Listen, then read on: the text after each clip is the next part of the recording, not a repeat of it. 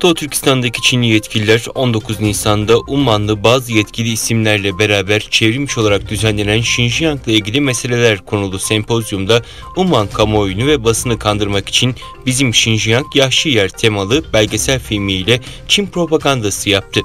Çin Halk Ağı'na göre sempozyum Doğu Türkistan'daki sözde Şinjiang hükümet temsilcileri ve Çin'in Umman Büyükelçiliği tarafından ortaklaşa düzenlendi. Sempozyuma Çin'in Umman Büyükelçisi ve sözde Şinjiang Hükümeti Siyasi Konsey Başkan Yardımcısı da katıldı.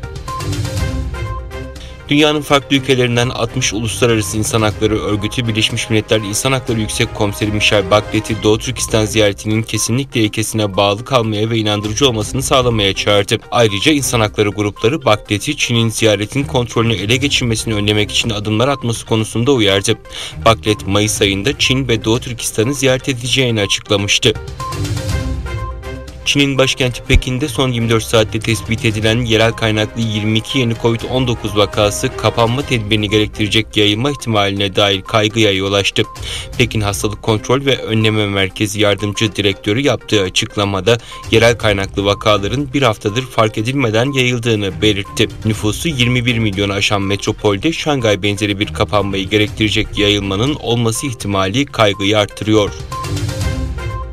Fransa'da halk dün Cumhurbaşkanı'nı seçmek için sandık başına gitti. Sandıkların kapanmasının ardından yapılan oy sayımı sonucu yeni Cumhurbaşkanı belli oldu. Mevcut Cumhurbaşkanı Emmanuel Macron oyların %58,2'sini alarak yeniden seçildi. Zafer konuşması yapan Macron, "Birçok yurttaşım beni desteklemek için değil, aşırı sağı engellemek için bana oy verdi" dedi. Japonya'nın kuzeyinde bir tur teknesi battı. Teknede bulunan 26 kişiden 10'u hayatını kaybetti. 16 kişiyi arama çalışmaları ise sürüyor. Mescid-i Aksa İmam Hatibi Şeyh İkrimi Sabri, İsrail'in Mescid-i Aksa'ya karşı saldırı planlarının sona erdirilmesi için Arap ve İslam ülkelerinin liderlerine çağrı yaptı.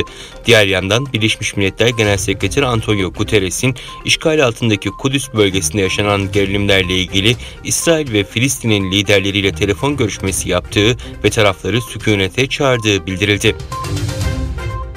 Rusya'nın Ukrayna'ya savaş başlattığı 24 Şubat'tan bu yana ilk kez ABD'li üst düzey iki temsilci, ABD Dışişleri Bakanı Antony Blinken ve Savunma Bakanı Lloyd Austin Kiev'e gidiyor.